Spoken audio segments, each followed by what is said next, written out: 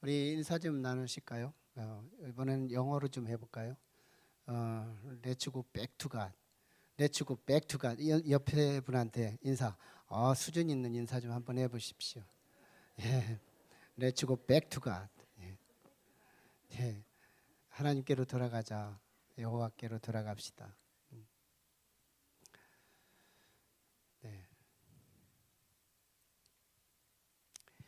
네. 손오공하고 사우정하고 이렇게 대비된 유모들이 있어요. 예, 이건 설교가 아니고 팁이에요. 손오공과 사우정이 공교롭게도 한 회사에 면접을 보게 돼요. 근데 먼저 손오공이 먼저 면접을 봅니다.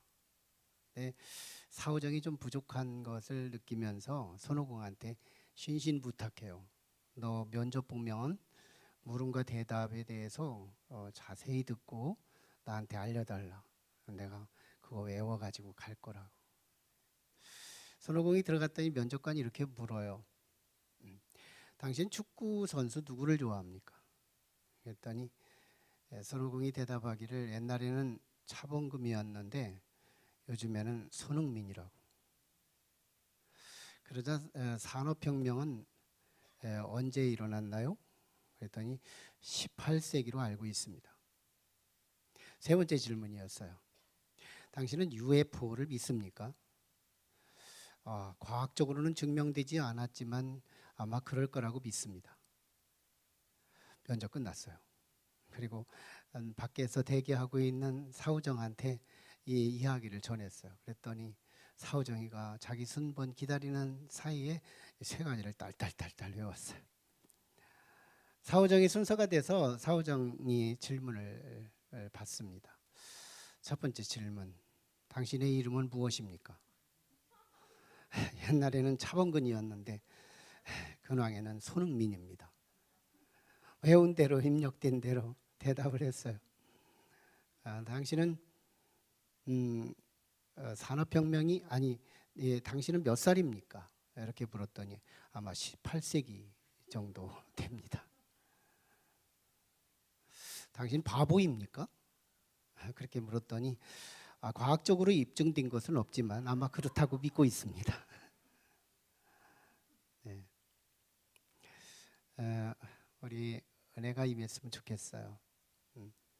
2022년도 제가 기도할 때 금년에는 다른 거 몰라도 우리 성도님 가슴들을 촉촉히 적셔주시는 은혜가 있었으면 좋겠습니다.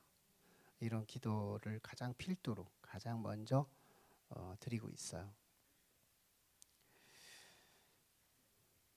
프랑스의 한 판화 작가가 예수님의 종려주일 장면을 작품을 만들어요. 그런데 예수님의 얼굴과 군중들의 얼굴을 대조 있게 작품을 만드는데요. 예수님의 얼굴은 고요하고 무거운 얼굴 그렇게 표시되고 있어요. 차분하고 그리고 군중들의 얼굴은 기쁘고 또 흥분된 그런 모습을 비춰 보입니다. 그러면서 이 작가 판화 작가는 이 종려주일에 동일성과 차이성 이것을 대조하면서 거기에 숨은 메시지를 찾아 이렇게 드러내고자 했던 판화 작가의 메시지 이것이 이제 그 작품에 드러나는 내용인데요.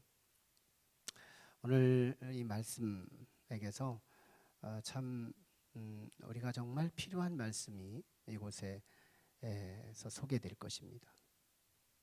지난 시간 우리는 이 두 맹인이 여리고로 지나가시는 예수 그리스도를 멈춰 세워요. 그리고 그들의 평생 소원이었던 한번 밝은 세상 살고 싶었던 그 소원이 이루어져요. 예수 그리스도를 멈추지 못했다면 아마 그들은 여전히 어두운 세상을 살았을 거지만 예수님 지나가는 유일한 기회, 내가 눈을 뜰 거냐 감을 거냐, 어둡게 살 거냐 밝게 살 거냐, 이런 운명의 갈림길 앞에서 예수 그리스도를 붙잡아야 할 텐데 어떻게 붙잡을 수 있었을까? 우리는 지난 시간에 세 가지 비밀을 찾았습니다. 첫째는 절박함이었어요. 절박한 사람이 주님 잡습니다. 지나가는 우리의 길 되고 진리 되고 생명 되신 기회 되신 예수 그리스도의 멈춤, 절박한 사람들이 붙들더라는 거예요. 또 하나는 사람으로 보는 그리스도가 아니라 하나님으로 그리스도를 이해한 사람. 예수는 하나님이다. 예수님에게서 신성을 보는 사람들이 예수 그리스도를 멈추게 해요. 세 번째는 자신의 불쌍한 부분이 어딘가, 자신의 최고로 불쌍한 부분을 그리스도께 전달하는 사람. 아마 맹인들은 눈 감은 부분일 거예요. 앞이 보이지 않는 부분. 이게 자기가 최고 불쌍하다고 생각했던 거예요. 그래서 이 불쌍한 부분을 예수께 호소합니다. 너에게 무엇을 해주기 원하느냐? 주여, 눈뜨기를 원하나이다. 자신의 가장 불쌍한 부분을 그리스도께 전달될 때 주님께서 그에게 가장 불쌍한 부분이 가장 영광스러움으로 뒤바뀌어지는 그 내용이 지난 시간의 말씀이었어요. 이제 우리는 문맥적인 것을 한번 확인해야 될 텐데요.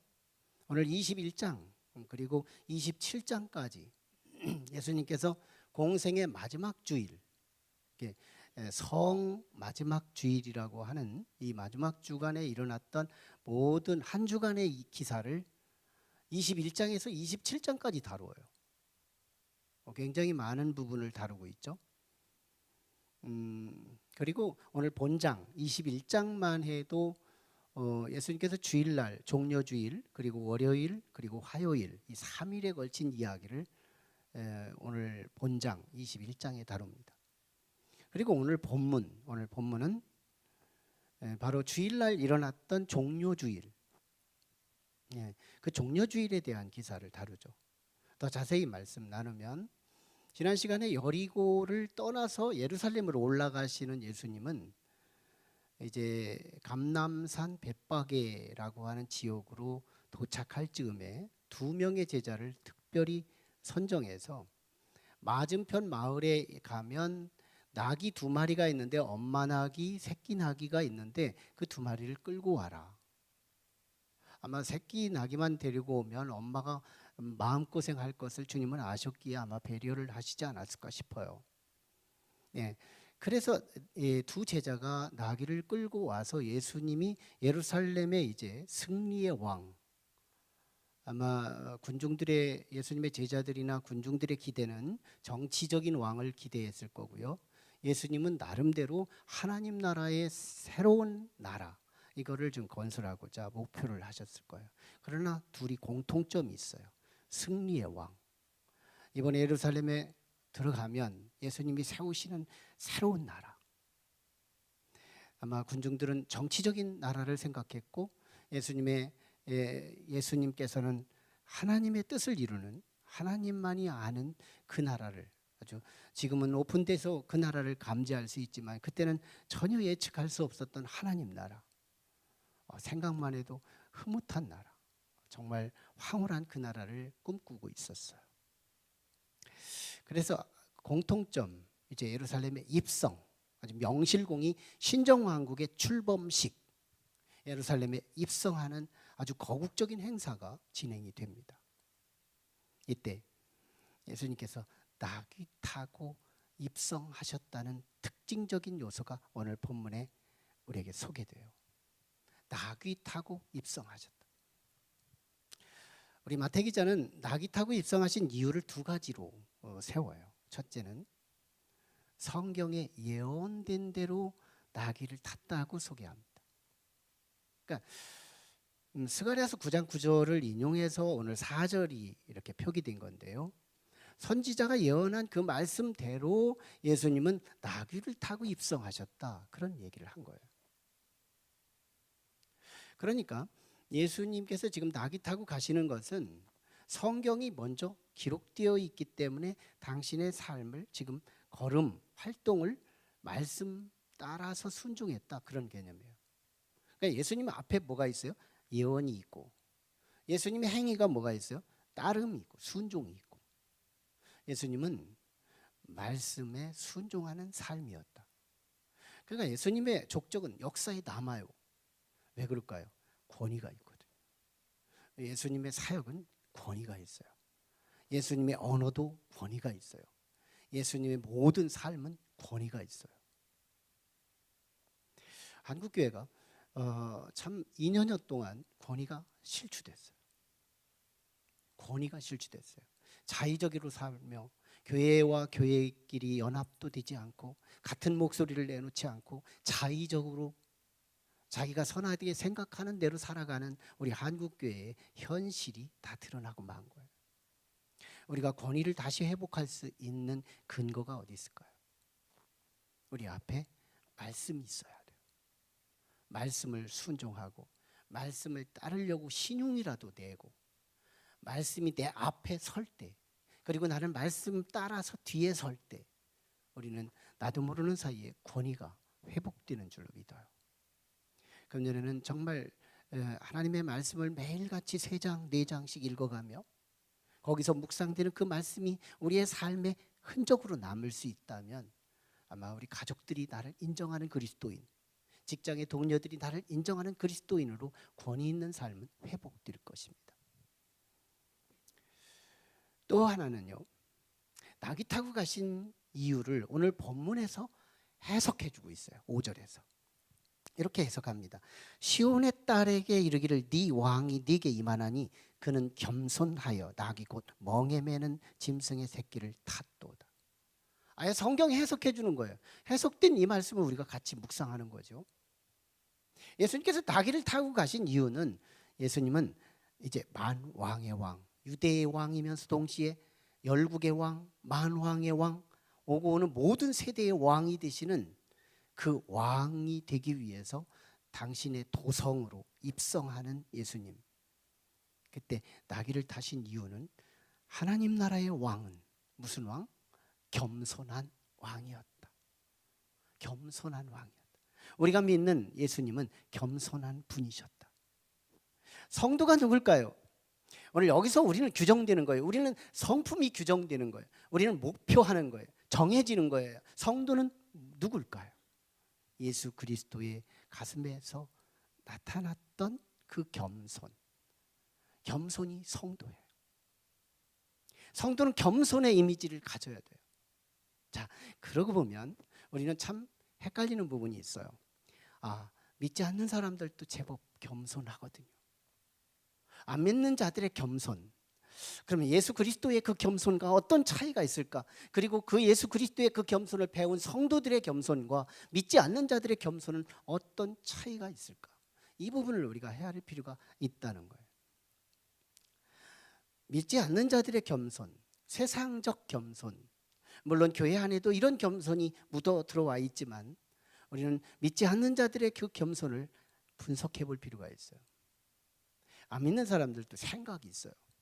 그래서 살아가다 보면은 자기가 시행착오가 있고 또 자신의 삶을 분석해 보면 뭐가 원인인지를 판단하게 돼요. 그래서 깨닫습니다. 내가 이 겸손하지 않으니까 친구가 없네. 겸손하지 않으니까 사람들이 나를 무시하네. 겸손하지 않으니까 내게 돈이 안 붙네. 겸손하지 않으니까 자꾸 망해져 가네. 경험하는 거예요. 그래서 삶을 바꿔보는 거예요. 기술로. 겸손하니까 저 사람이 나에게 친구가 되네. 겸손하니까 사람들이 나를 존경하네. 겸손하니까 물질이 생기네. 겸손하니까 얻어지는 유익들이 있더라는 거예요. 이권.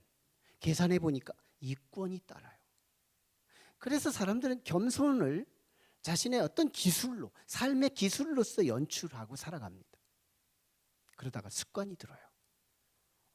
몸에 배어 있어요. 이 겸손.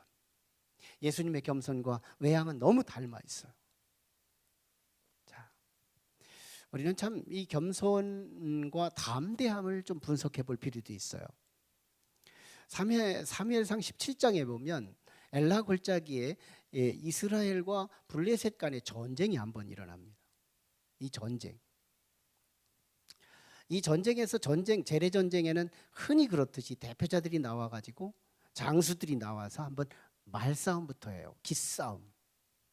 그때 이스라엘 대표가 다윗, 꼬마 대표였어요. 그리고 블레셋의 대표는 그 유명한 골리앗이었어요. 말싸움합니다. 그때 골리앗의 목소리는 이 엘라 골짜기를 가득 메워요.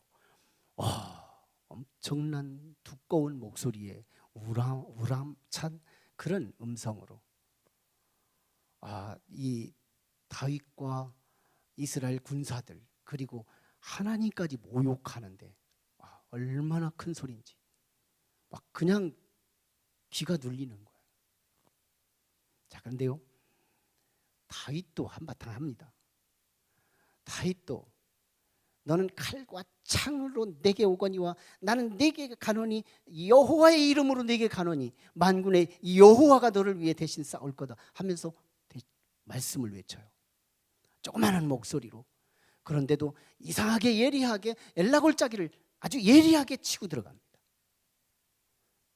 교만 대 교만? 이상해요. 헷갈려요. 교만 대 교만 같아요.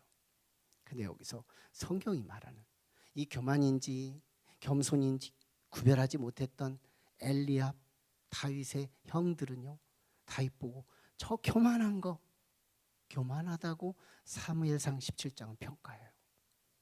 교만해서 지금 양떼들을 치지 않고 여기 와서 지금 이 사울왕도 어쩌지 못하는 저 적장한테 그런 소리 한다. 교만인지 담대한지를 겸손한지를 구별하지 못하는, 성경은 말씀하는 거예요. 다윗은 담대하고 골리앗은 교만하다는 거. 교만과 담대함이 외양은 같아요. 그래서 우리는 정의가 필요해요. 겸손과 교만, 목소리 큰 걸로 구분할 수 없다는 거예요. 목소리 큰 겸손 충분히 있고요, 목소리 나지막한 교만 얼마든지 찾아볼 수 있대요.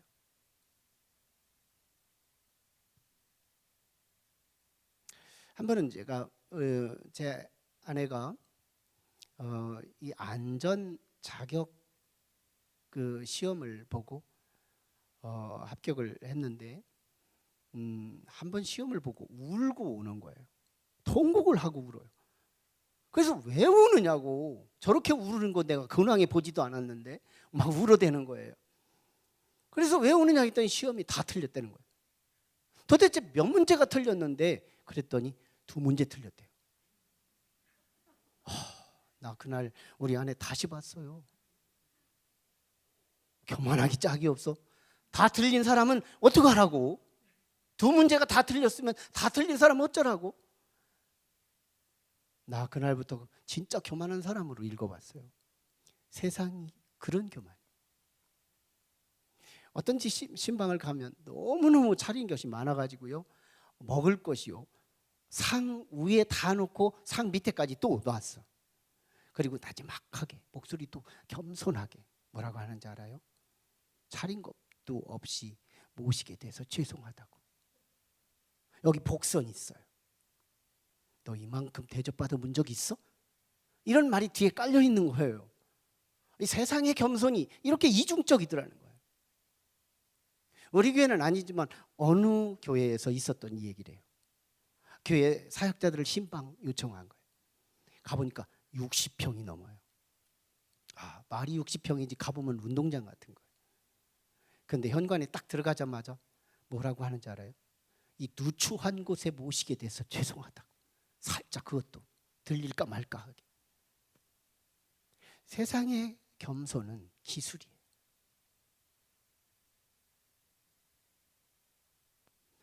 예수님의 겸손을 분석해봐요. 낙이 타고 신정왕국에 출범하시는 예수 그리스도의 그 겸손을 우리는 알짬을 들여다볼 필요가 있어요. 예수님의 겸손은요, 아가페 사랑에 근거합니다. 여러분, 사랑의 태도가 뭔지 알아요? 겸손이에요. 진짜 사랑하는 사람 앞에는 태도를 달리해요. 태도를 달리해요. 부드러워요. 온유해요. 겸손해요. 예수님의 겸손은 출발부터가 달라요. 동기부터가 달라요. 그를 사랑하기 때문에 태도로서 겸손을 나타내는 거예요. 무조건적이에요. 일방적이에요. 겸손, 사랑의 사랑의 태도, 그것이 겸손이에요. 하나님을 사랑하시기에 하나님께 겸손해서 그 높은 보호자를 버리고 낮고 낮은 이곳에 겸손으로 오신 거예요. 이게 예수님이세요. 동시에 그 팔레스타인 지역의 고아들, 과부들, 무학자들, 환자들, 죄인들, 세리들 다 인격 대우를 해요. 인격 대우. 얼마나 존귀하게 여기는지 몰라요. 한 영혼을 천하보다 귀하게 여기라고 말씀하시며 당신이 솔선수범으로 그렇게 대하는 거예요. 그래서 사람 앞에서도 그렇게 겸손한 모습을 보이시는 예수 그리스도의 그 뿌리는 역시 사랑이었다는 거예요. 그것도 아가페 사랑. 여러분, 이 겸손이 뭐의 조건인 줄 아세요? 제가 기도할 때마다 금년의 기도에 필두에 두고 기도하는 그 기도, 은혜 받는 조건이 돼요. 이것을 아우구스티누스, 즉 어거스틴이라는 4, 5세기를 살았던 우리 교부학자, 가장 으뜸이 되는 어거스틴이 한 말이에요. 그는요, 방탕하게 살다가 은혜를 한 몸으로 받으면서 은혜 받는 노하우를 선포하는데요, 은혜 받기 위해서, 하나님의 은혜를 내 온몸으로 경험하기 위해서 3가지를 얘기합니다. 첫째, 은혜 받으려면 겸손해야 한다. 둘째, 은혜 받으려면 겸손해야 한다. 세 번째도 겸손해야 한다. 왜 굳이 셋을 나눴는지 몰라요. 하나만 하면 됐지. 강조. 너무너무 중요한 진리이기 때문에. 겸손이 뭔지 알아요? 은혜의 조건이에요. 여러분, 전국에 가면 은혜를 받은 사람들이 다 모여요. 은혜 받은 사람들이 거기 다 모인다니까요. 그런데요, 그 중에서 최고 많이 은혜 받은 분이 누군지 아세요? 전국의 왕, 하나님 나라의 왕, 예수 그리스도보다 은혜를 더 받은 사람 아무도 없어요. 예수님이요, 이 땅에 낳고 천한 이곳에 와서 십자가에 죽기까지 처절한 죽음을 당하셨지만요, 그 이후에 부활하셔서 하늘 보좌 우편에 가시고 장차 재림하신 이후 그때 하나님 나라를 다스리시는 그리스도는요, 오고 오는 모든 인류, 산자와 죽은 자를 포함하여 옛날 사람이나 지금 사람이나 포함하여 모든 사람이 예수 그리스도 앞에 무릎을 꿇어야 살 수 있는, 그 앞에 무릎을 꿇어야 은혜를 받을 수 있는 은혜의 나눔이, 영원한 은혜의 베품이 그분이 예수 그리스도예요. 예수님은요, 천국의 은혜의 왕인 거예요. 예수님보다 은혜 받은 사람이 없는 거예요. 은혜의 최고왕. 왜 은혜 받은지 알아요? 그분은 낙이 타셨다는 거예요. 그분이 낙이 탔다는 이 자체는 심벌이고 상징이지만 사실인 거예요. 예수님은 낙이 타심, 이 겸손, 여기서 은혜의 왕이 되십니다.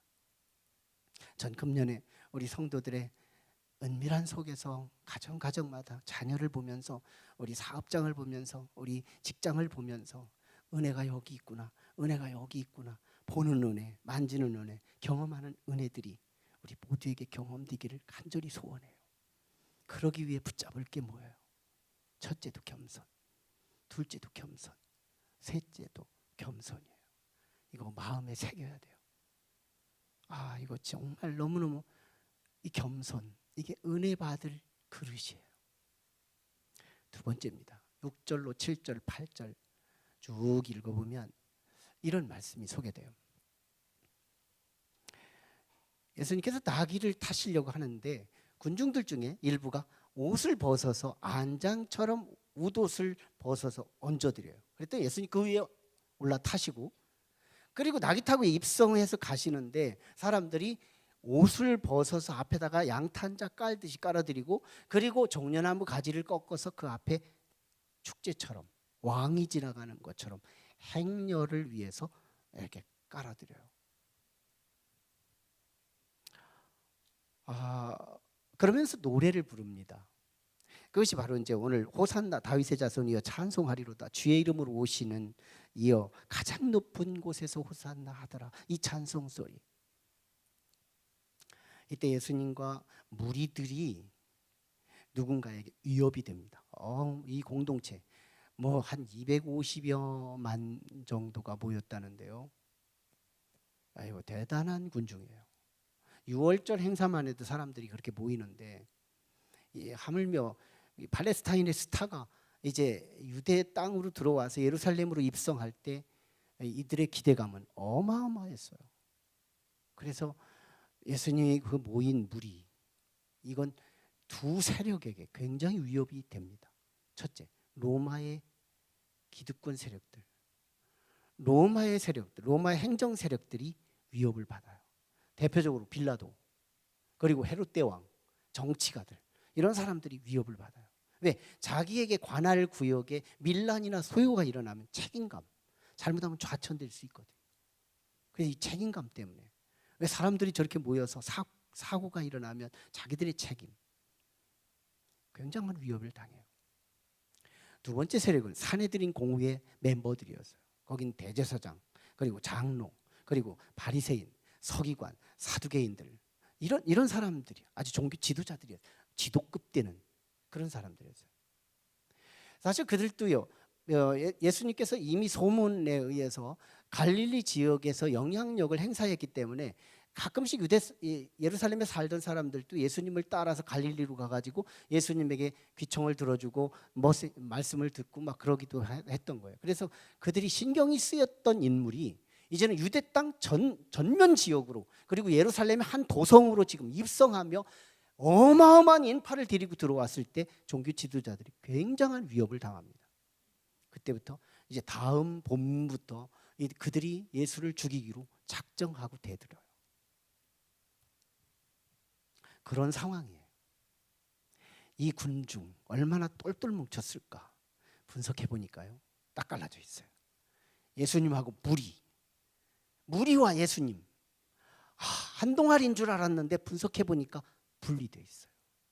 이건 일찍이 우리가 분석했던 부분이에요. 예수님의 제자들과 예수님이 분열됐죠. 외양적인 면은 통일됐는데 내용은 분리되어 있었어요. 예수님은 죽을 걸 생각하는데 저들은 왕이 되면 우의정 좌의정 할 것을 생각하고 있어요. 딴 생각, 동상이몽적 관계, 이것이 군중과 예수님의 사이에도 이래요.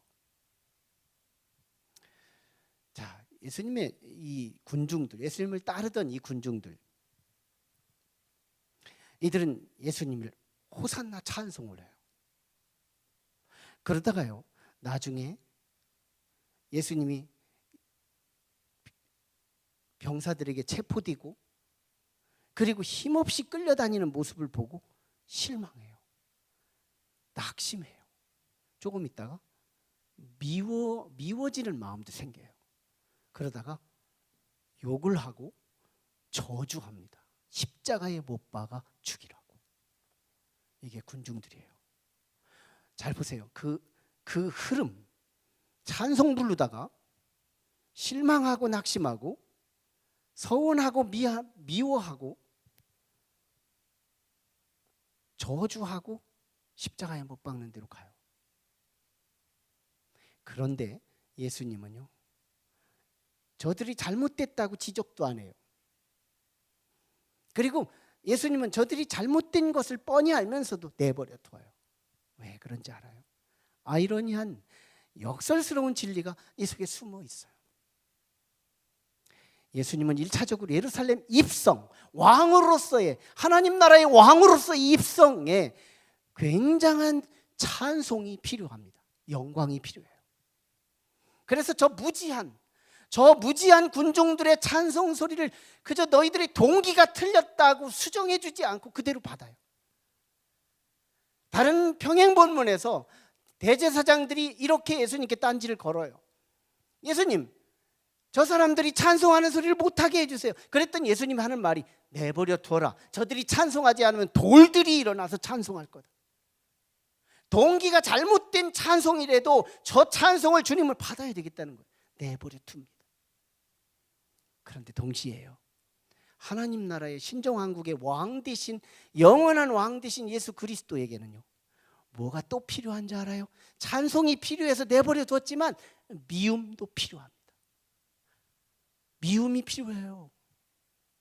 아마 예수님이 미움이 없었다면, 군중의 미움, 군중의 저주 이게 없었다면 예수님의 죽음이 없어요. 그래서 예수님은 미워하는 저들을 향하여 좀 마음 고쳐먹어라 이렇게 수정해 주지 않아요. 주님이 필요해요. 하나님 나라의 왕이 되기 위해서는 주님은 미움을 받아야 하거든요. 저주를 받아야 하거든요. 그래서 죽어야 하거든요. 죽어야 부활할 수 있거든요. 부활해야 승리가 이루어질 수 있거든요. 그래야 진짜 영원한 승리를 거둘 수 있기에 예수님은 내버려 두십니다. 여기서 그리고 이 모든 죽음 이후에 부활하셔서 대속의 예수님의 십자가의 순환을 다 감당하신 후에 십자가의 정상에서 예수님이 무슨 기도하는지 아세요? 주여, 저들은 저들이 하는 일을 알지 못하오니 저들을 불쌍히 여기시고 용서해 주옵소서. 용서해 달래요. 주님은요, 자기를 배신한 저 사람들을 구원하기로 작정한 거예요. 자, 여기서 아주 진짜 대질적 구조를 볼 수 있어요. 예수님은요, 천국을 알고 만들어 가요. 예수님은 천국을 알고 성경에 기록된 대로 성경 말씀대로 이루어가며 천국을 알아가며 만들어 갑니다. 근데 군중들은요, 처음에는 세상 나라를 만들려고 시도했지만 그게 뜻하지 않으니까 마음이 변하기 시작해요. 바뀌기 시작해요. 존경감이 있었던 찬송의 마음이 미움, 섭섭함, 참 실족하는 마음으로 바뀌고 저주하는 마음으로 바뀌어요. 급기야는 십자가에 못 박으라고 함성으로 바뀝니다. 이쯤 되면 우리는 이런 마음이 생겨요. 야, 우리가 거기 있었으면 안 그랬을 텐데. 너 마태 기자가 의도하는 게 뭔지 알아요? 모든 인류를 거기다 갖다 놔도 다 똑같다는 말이에요. 예수님 한 분의 하나님 나라에 대해서 알고 가시는 그리스도 한 분, 심지어 제자들까지도 다 정말 예수 그리스도의 만드시는 그 나라에 대해 오해하고 심지어는 베드로까지도 예수님을 저주하고 떠나버리잖아요. 무슨 말을 하는 거예요? 모든 인생은 죄를 짓지 않을 수가 없구나.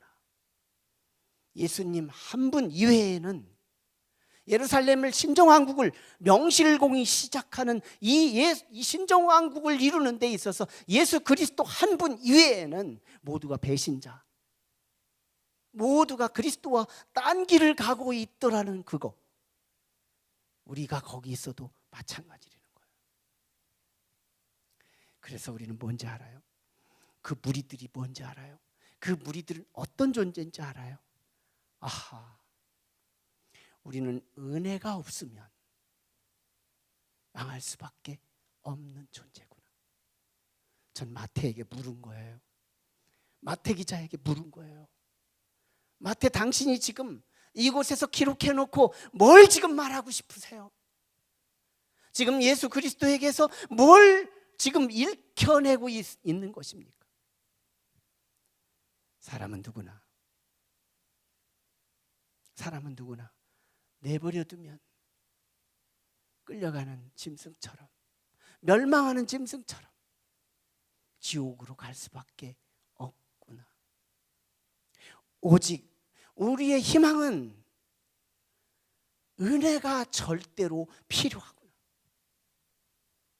내버려두면 흘러가는 저주의 길로 흘러가는 우리들, 그 많은 군중들이 하나도 의인 없이 예수님의 의도를 파악하지 못하고 찬송에서 저주로 바뀌는 저 무리를 보면서 나의 마음을 보는 거예요. 어느 누구도 은혜가 없이는 우리는 버려질 수밖에 없구나. 은혜의 필요성. 여러분 보세요. 은혜의 조건은 겸손이에요. 우리의 약함은, 우리의 연약함은 은혜의 필요성 앞에 우뚝 서는 거예요. 우리의 약함, 성경은 말씀해요. 고린도 전서에서 우리에게 말씀하는 바, 우리가 약할 그때에 곧 강함이라고 말씀합니다. 약함이 하나님께로 나아갈 때 우리는 오히려 강함으로 뒤바뀌어진다는 것이 약속인 거예요. 여러분, 오늘 우리는 우리의 무력함과 우리의 약함과 우리의 정말 너무너무 연약한 그 부분을 발견할 때, 아, 은혜의 한 방울이 없으면 우리는 하루도 살 수가 없구나, 우리는 스스로 부패할 수밖에 없는 존재구나를 깨닫게 되더라는 거예요. 여러분, 겸손과 자신의 약함을 갖고 역사 속에 가장 영향력을 끼쳤던 한 지도자가 있으니 19세기 초엽에 미국의 대통령, 사선 대통령이었던 루즈벨트 대통령을 우리는 기억해요. 그는요, 후천성 소아마비를 앓게 되면서 그는 휠체어를 타지 않고는 움직일 수가 없어요. 아주 너무너무 힘들고 어쩌다가 일어나고자 한다면 지팡이를 집어야 바들바들 떨어가며 갓듯이 일어날 정도예요. 그런데 그 루즈벨트가요, 자신의 약함을 갖고 하나님을 의지해서 세계적인 영향력을 끼치는데요, 국내외적인 영향을 끼칩니다. 먼저 국내적인 영향이에요. 그때 당시요, 국민 4분의 1이 실업자였대요. 그렇다고 4분의 3이 뭐 대단히 잘 나가는 경제가 아니었어요. 경제 대공황에 빠져요. 모든 사업체들이 위협에 빠져 있는 거예요. 심지어는요, 32개 주에서 은행들이 다 문을 닫아요. 이게 미국의 경제공황입니다. 1930년대. 대단한 경제공황이에요. 그것이 세계의 경제공황과 맞물려요. 어마어마한, 이제는 기아족들이 많이 일어날 수 있는 상황입니다. 그런데 가장 실권 있는 나라의 대통령이 장애우였어요. 그리고 보세요, 1939년도부터 시작해서 세계대전, 2차 세계대전이 일어나요. 국제적인 문제가 일어나요. 이런 환란기, 국내외적으로 환란이 일어났던 이 문제를요, 루즈벨트 소아마비성 그 지도자가 해결을 하는데요, 그 루즈벨트가요, 자신의 약함을 갖고 하나님께 나아갑니다. 약함이 오히려 굉장히 장점이 되는데요, 약할 그때 곧 강함이라는 이 고린도전서의 메시지를 가지고 그는 하나님께 막 자꾸 가서 밀어대는 거예요. 그래서 뉴딜 정책이라는 창조적인 생각을 발현해요. 그리고 적용해요. 경제를 회복시킵니다. 세계 경제를 영향을 줘요. 비록 정말 정치적인 그런 현상적인 모습이지만, 예수님하고는 다른 영향력이지만 어쨌든 원리 자체가 그렇다는 거예요. 그런데 세계대전도 맞아요. 모든 나라 연합군이 형성되는데요, 연합군의 모든 대통령들을 총수로서 지도자로 섭니다. 약한 이 환우 되시는 이 루즈벨트가 전체 대통령들의 지도자가 총사령관이 되는 거예요. 심지어는 노르망디 상륙작전, 그때요, 상륙의 확률이 500분의 1이라는 것이 상륙작전의 통계라는 거예요. 그런 상황에서 루즈벨트가요, 어떻게 용기를 내서 상륙을 명령했는지 알아요. 17시간을 쉬지 않고 하루 17시간을 기도합니다. 그가 할 일은요, 자기의 머리도 아니고 자기의 몸도 아니고 자기의 외양도 아니고 다른 어떤 걸 의지할 게 하나도 없었어요. 그래서 하나님께 탈싹 달라붙어서 하나님께 막 간절히 기도하는 17시간을 기도합니다. 그때요, 하와이 근처에 노르망디 상륙 작전에 성공하는 거예요. 그리고 급기야는 세계 2차 대전이 연합군의 승리로 끝나요. 그 이후로 세계 정세가 어떻게 바뀐지 알아요. 그 이전에 2차 세계대전 이전에는 유럽 주도의 세계관을 갖고 살아와요. 유럽하면 세계의 중심, 영향력. 근데요, 2차 세계대전이 끝난 이후부터 사실은 냉전 체제로 소련도 같이 병행해서 실세로 나타나지만 더 실세가 어딘지 알아요. 미국 주도로 세계의 중심이 바뀝니다. 여기서 우리는 루즈벨트의 위대함의 노래를 하자는 얘기가 아니에요. 원리를 보자는 거예요. 하나님 나라의 원리. 겸손, 이것은 은혜의 조건이에요. 아마 금년에 그 겸손을 조금이라도 식욕만 내고 흉내만 내는 사람이 있다 하더라도 우리는 은혜를 만날 거예요. 은혜를 경험할 거예요. 우리 사업장에서, 우리 자녀에게서, 우리 가족에게서, 우리 직장에서 은혜를 보게 될 거예요. 그리고 우리의 약함을 가지고 주님께로 나갑니다. 원이건대이 구호가 아니에요. 정말 우리가 함께 같이 기도 좀 해요. 우리 말씀이 들리거든 우리 가정에다 기도처를 해놓고서라도 우리 한번 정말 하나님 앞에 약함을, 오늘의 약함이 뭐지 내가? 이거 연구해서 찾아서 지난 시간에 우리 불쌍한 게 뭔지를 알아서 그 불쌍함을 그리스도께 연결시켰더니 그리스도께서 멈춰주셔서 눈을 뜨게 하셨던 것처럼 우리의 오늘은 약함, 나의 약함이 뭐지? 이거 좀 연구해서 그리스도께 연결시키자는 거예요. 약함. 우리는 그냥 있으면 무너지는 존재, 우리는 가만히 두면 찬송하다가 저주하는 사람, 누구도 예외 없이 예수 그리스도를 제외하고 누구도 우리는 타락할 수밖에 없는 연약한 존재. 이것 갖고 예수 그리스도께로 나가실 수 있다면 우리의 죄인성은요, 은혜가 절대로 필요한 존재라는 것을 증명하는 거예요. 나는 은혜가 필요한 사람이야. 그래서 나는 겸손할 거야. 그리고 하나님께 구할 거야. 내 약함을 갖고 하나님을 찾는 우리 성도 모두에게 금년이 다 하기 전에 여기저기서 은혜를 봤다, 은혜를 만졌다, 은혜를 경험했다 하는 성도들이 많아서 제 설교의 간증의 주인공들이 될 수 있기를 주님의 이름으로 축원합니다. 기도하겠습니다.